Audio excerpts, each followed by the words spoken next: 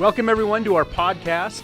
I am here with Aceneth Warner. She is the principal broker of A. Warner Homes. That's right. And also a good friend of mine, because I've been working with you for almost a year, well, over a year now, on doing legal counsel for your brokerage. So we have a pretty good relationship. And I wanted to call you in because of this topic that we're talking about today, building a brokerage, what it takes to succeed, how to grow it, because you are killing it out there in your area, your neck of the woods.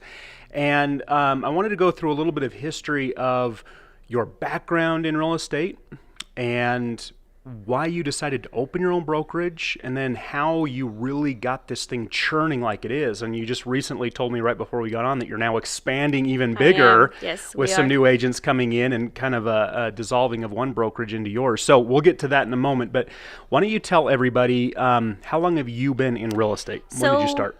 I want to say it was August of 2011. Okay. And honestly, I started because I'm fluent in Spanish. Mm-hmm. And I had a broker out in Grantsville, and they wanted me to just help them translate. So I said, okay, I'll go ahead and do that. And then from there, I thought, this is fun. Let's, maybe I should get my license. Okay. And also because I wanted to help the community. Uh-huh. And so I thought, let's do it. I got my license. I was hired with that brokerage. I was only there for about 6 months, and my job was to just show homes. Okay. And I was having a lot of fun, and I thought, you know what? Why don't I just do this full time? So then I moved and switched to another brokerage, which I was there for a long time until I decided to open my own, and I loved it. I had an amazing broker, and he's the reason why I felt like I could do this. When I first started, I thought, you know what? I know that someday I'm going to want to do this on my own. So I even went into it, my website, A. Warner Homes. I wanted everybody to get familiar with that, A. Warner Homes. So later on, if I decided to go somewhere else, that was going to go with me. Uh-huh. Okay. So you started that while you were at your brokerage. Yes. All right. When you say that it was something that you knew you wanted to do, what was it? Was it the dream of owning your own business, or was it just that you watched your broker and figured his role and tasks is what you now wanted to do? What was it that spurred you to that? So my family, on my mom's side of the family and my dad's side of the family, they both have businesses. They've run their own companies. And I don't know, maybe that just kind of is in me, and I always wanted to do something that it was mine. It's in your blood. Yes, yeah. I feel it. I think it is. And I knew that I didn't want a 9-to-5 job. That is not me. I love talking to people, and that was something, of course, that I wanted to have more control over what I could do for my clients as well. Okay. And so that was huge. And to hopefully have more agents and have them have more freedom as well. Uh-huh. And my clients they're my babies. Yeah. So I wanted to make sure that they were going to be taken care of the way I feel that they should be taken care of. And you came from a large brokerage, right? Yes. I mean, you had resources. It wasn't that you were struggling and this was an out for you to get your own brokerage. No, in fact, I referred so many of my friends, to that brokerage before. This is the place where you want to be. Uh-huh. They paid for so much of my advertising. I went in, I didn't have to do anything, just work. Uh-huh. So I love that I could focus on work. They had a transaction coordinator that left me with more time to focus on my clients. So I wanted to do the same.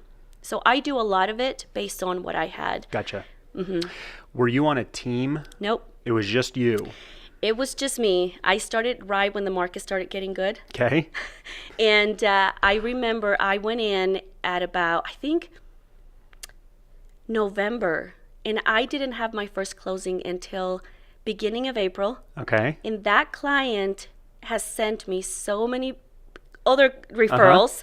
And I think I've helped that family close at least 6-7 deals. Very cool. With my first client, and she had no idea she was my first. Yeah. I didn't tell her until last year.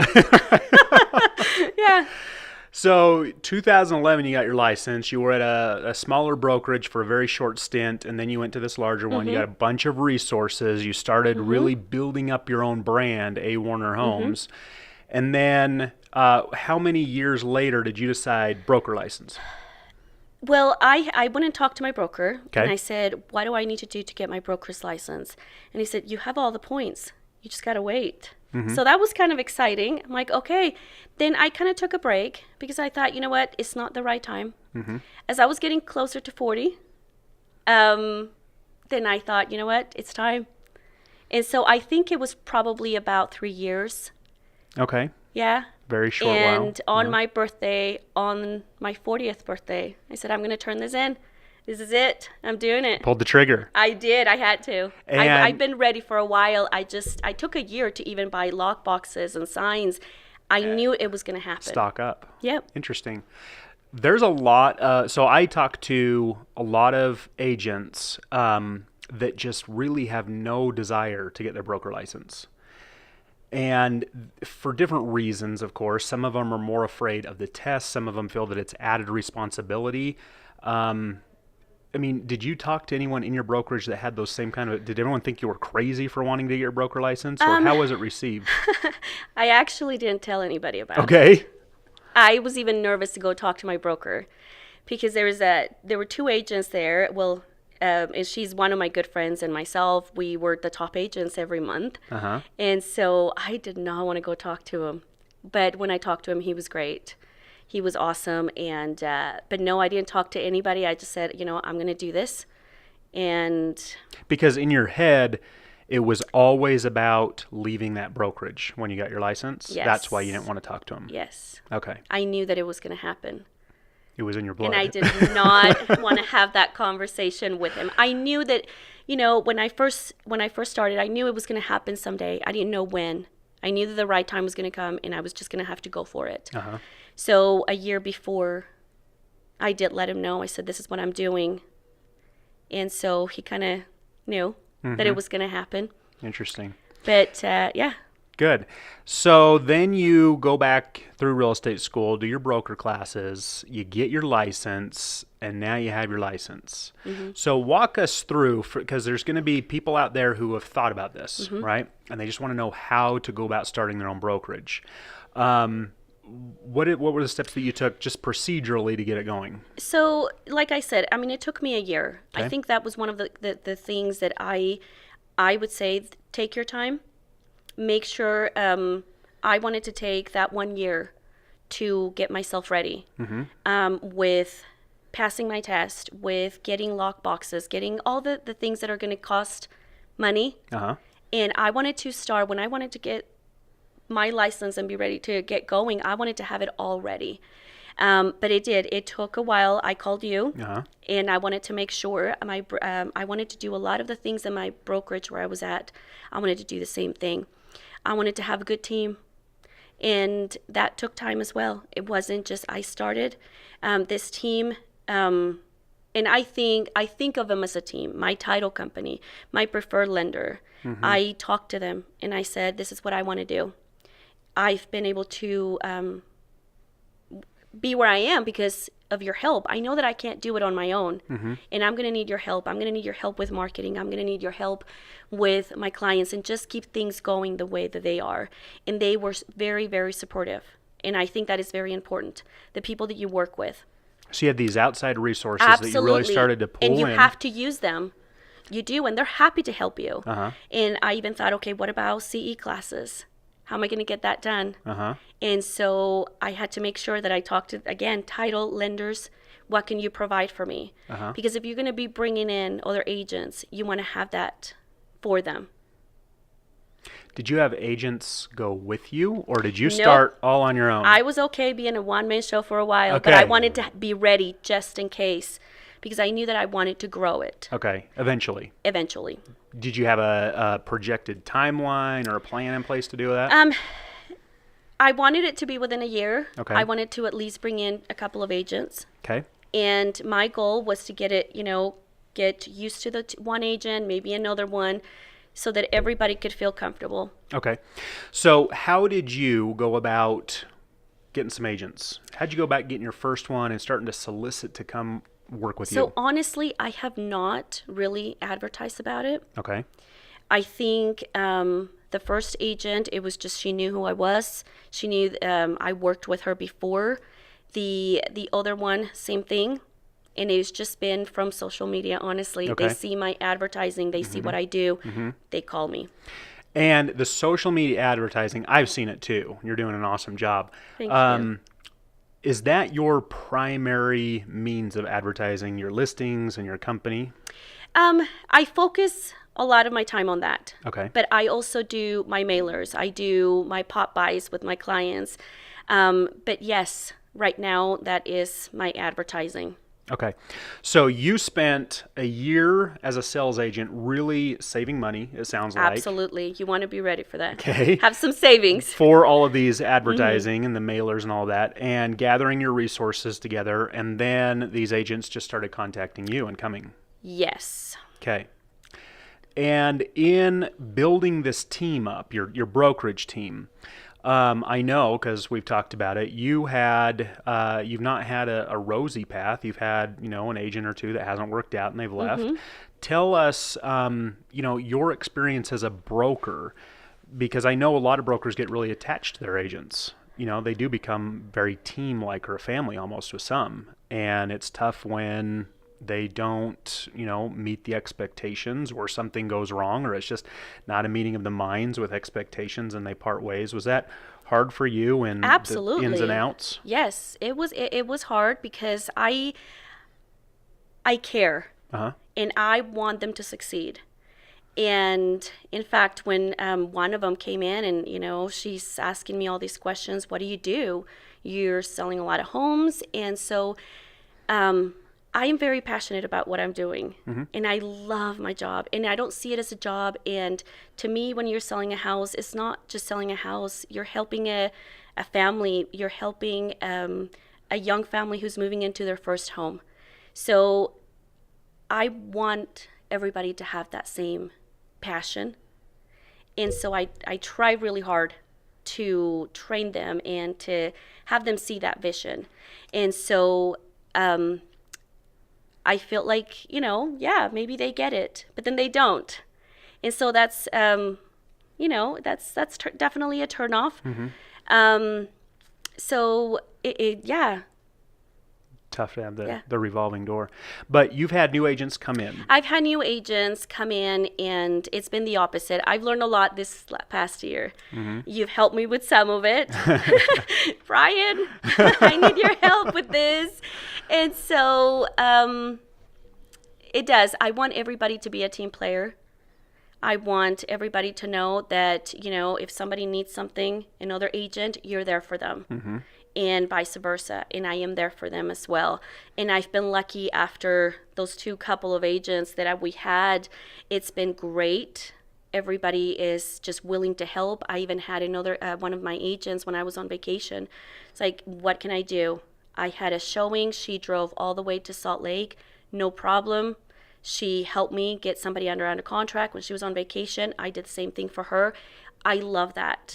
And you should. You should have a team that they want to help each other. And that is very, very big for me. And if they're not willing to do that, it's not going to work. It's not going to work for me. It's not going to work for them. And it's not going to work for our clients. Do you attribute that team mentality, that collaboration as part of the success of your brokerage with how it's growing? I think so.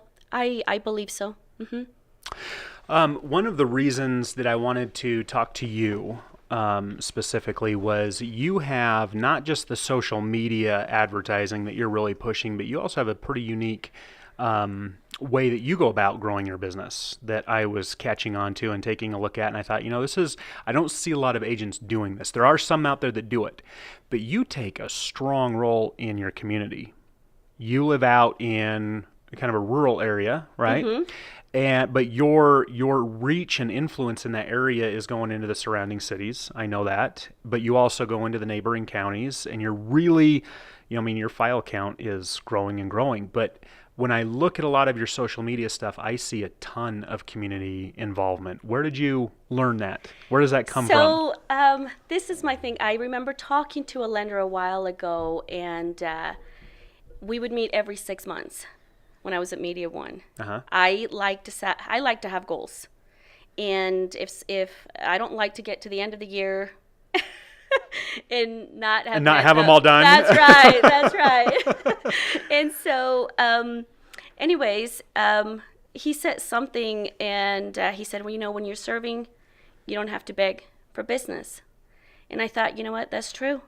And that's how my career has been in real estate. You give yourself, right? You get very emotionally attached to that client. You do everything. You serve them. What do you need? What are your questions? You're there, right? They're happy you go to the closing table. They're going to send you business back. You almost have a relationship with them. It's not a transaction, it's a relationship. So moving into Tooele, it was back in 2007. I've been there for a while now. And I'm thinking, okay, I am still not a local. I need to work harder at this. How can I get involved? And so I thought there was a website, a Facebook page, and I started noticing that it was very negative. And I thought, no, I love where I live. It was negative about the city that you lived in. Exactly. Okay. It was one of those where everybody complains about everything. And I thought, you know what? No. Sounds like my neighborhood. There you go. Just kidding.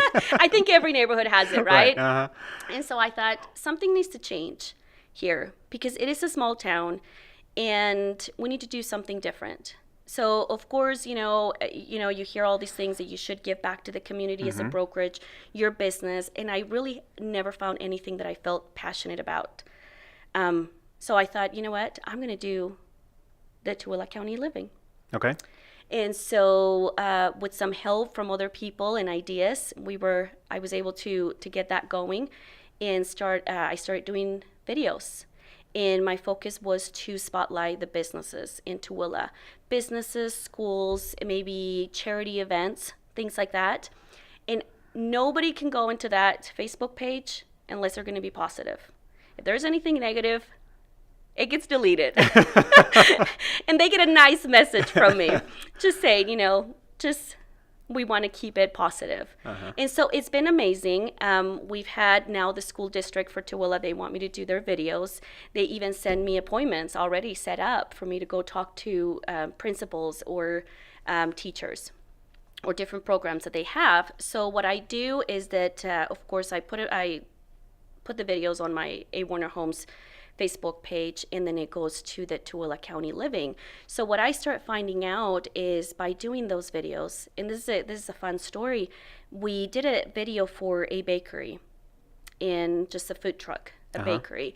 So we were talking to her, and she said, "Do you do more videos?" And I said, "Yeah, we're going to do one for the Lives Worth Living Foundation in Tooele."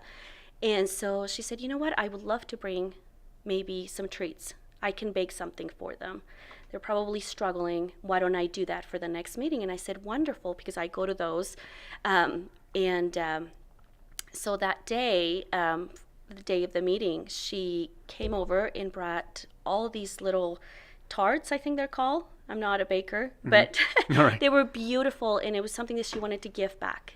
She doesn't know who they are. She didn't know anything about them. And so the Lives Worth Living Foundation, all these families that are there, they're struggling.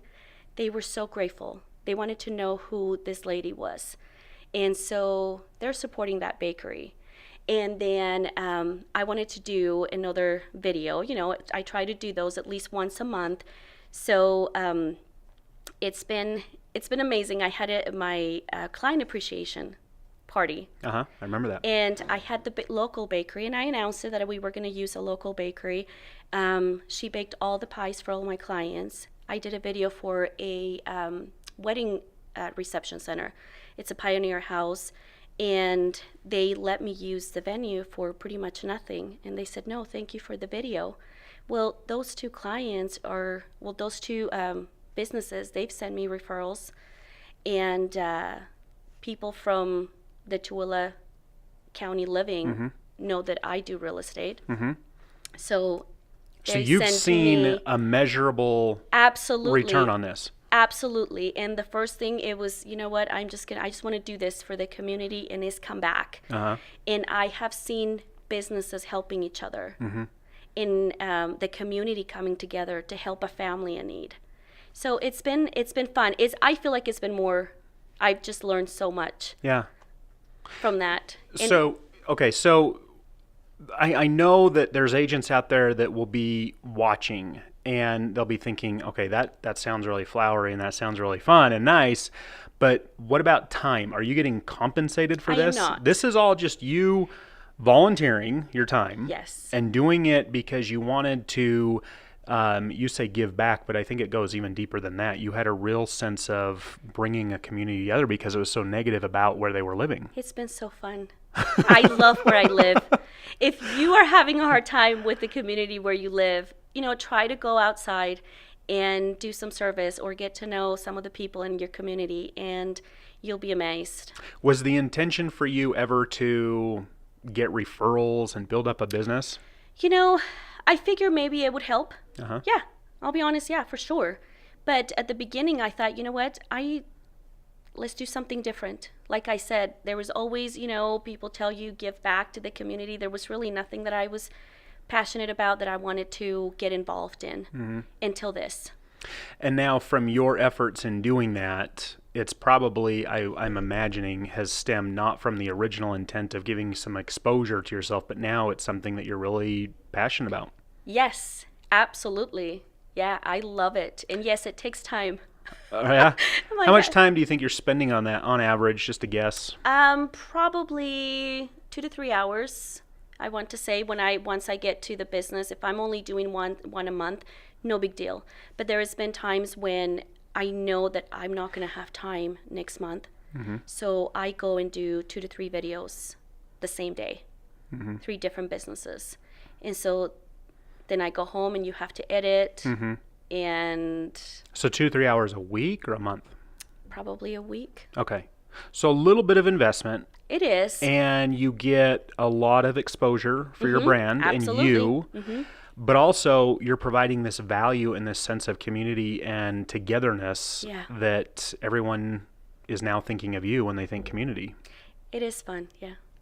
Are you seeing a trickle effect with other businesses now starting to become more involved as well? Yes, absolutely. And the thing is that Tooele, when something happens, everybody comes together. But not a lot of people were seeing that. Yeah. Because, sometimes you just need to shine a light on it. Exactly. And so it's been so much fun. Very cool. It makes me So happy. with this effort, with the last, few years of your career, if you could give 1 or 2 main points of advice to anybody who's trying to build their own brand, maybe not necessarily a brokerage, but you had your own brand at your large brokerage, right? Your own personal brand. Somebody that's really trying to grow themselves, and especially a brokerage though. What would your main advice be? Because like I said, I see your social media, I see your outreach, but I've never seen an agent be so involved in the community like you are. And I figured that has to have a return. Would that be a main aspect of advice you would give? Honestly, this is what I tell my agents. You have to care. And if you care about what you do, it's going to make a difference. You're not going to have to ask for business. My very first client, and this is what I would say anybody who's thinking of growing their business, I believe that I want to say about 98% of my transactions are referrals. And I worked very hard for that. And I think about it, what did I do? And it just goes back to caring for that family and not seeing them as just as a transaction. I think that when you look at a family that comes to you and this is the most expensive thing that they're ever going to buy, and they can see if you care about them, if you have them. My goal is always to have my clients think that they're the only clients that I have. Sometimes it is crazy, but I will answer those phone calls. I want them to think that they are my only client. I want them to have all the questions answered. I want them to know that I care, and I truly do. And I think that makes a huge difference. I always tell my clients, this is it. If you are not passionate about it, for me, then it's not going to work. I like that. Make every client feel like they're the only ones. Now, that coming from a principal broker who's managing an office, managing a few agents underneath her, And how many files are you carrying at any given time, just on average? Probably about 8 or 10. Okay. So a good size load for one individual to keep their eye on, and you want to make sure everyone feels like it's just them in solidarity. Yes, I baby my clients. Yeah. And a lot of them, we still get together and we go to lunch and we get together at our house or we become friends. I want every single one of my clients that I can be friends with them on Facebook and still talk to them. That's interesting because one of the most interesting pieces of advice I ever heard was when it comes to your clients or a customer, really, who is the customer going to go to buy their car or list their house or, whatever? Are they going to go to their friend or are they going to go to the salesman that they just, walk on the lot and have never talked to before? If you had a best friend that sold cars, you would probably go to them first. I mean, the average person would. So I think that's an interesting philosophy because a lot of people will say arm's length transaction, arm's length, keep them at bay, it's a profession, have a buffer there, but you say engage them. I like listening to their stories. I love it. I know, I do. I like knowing how, especially first-time home buyers, they get so excited. Some of them have been saving for a long time to get their first home. And military families, the things that they've had to go through. I've helped so many this year. Some of them, I helped them buy a house, and then the next thing they know, they have to sell. Yeah. And so a lot of times it's divorced families. Sometimes it's just they lost a loved one. And so I want to know how I can help them. And that helps me. And I love it. I don't know. I love people, and to me, it makes a difference. And you have your client appreciation days, I do. And so you certainly have follow-up with them after transactions close. Yes. I even have a system, a program. So every one of my clients will get something, not every one of them, but, once a month I have 10 of my clients, past clients, I'll either send them something or I do a pop-by, go drive to their home, drop something off. Look at you. That's awesome. My life is crazy, Brian. It's busy. Crazy. I don't know what I'm thinking half the time. Like, really? Why am I doing this? But I love it, and I do better when I'm doing those things. That's very cool. So as we wrap it up, you're expanding. You just told me before we sat down that you have a big little kind of in your own universe, little merger coming together with another broker. That's very cool. So you'll be growing even more. Congratulations. Thank you for your help. Well, I'm happy to know you and see you and work with you. And like I said, you become a really dear friend. And it has been fun to watch your growth because I was with you from when it was just the one-man show. And then it became more and more and more, and agents come and agents have left and come back, and now you're merging with somebody else or they're coming into you, and I think it's awesome. Yeah. So good work. Thank you. And thanks for coming on and helping, because I know I have brokers that come in and they're like, man, I need to know how to do it. So I honor and appreciate you giving some thought, some insight, some advice on what it's taken for you to have kind of this brand awareness in your community and how large it's grown. Thank you. So, I do things a little bit different, but it's worked for me. Yeah, well, it certainly has. All right. Well, Aceneth Warner, your website is? awarnerhomes.com. awarnerhomes.com, and follow her on Facebook, social media. You can also see her outreach in the community. Do they have to be residents if they want to follow that? No. If you're an agent and you want to take a look, that's okay. Okay. So that's Tooele County Living, and you can kind of see it. They can see what you're doing. All right. Thanks for joining us, and we will see you next time.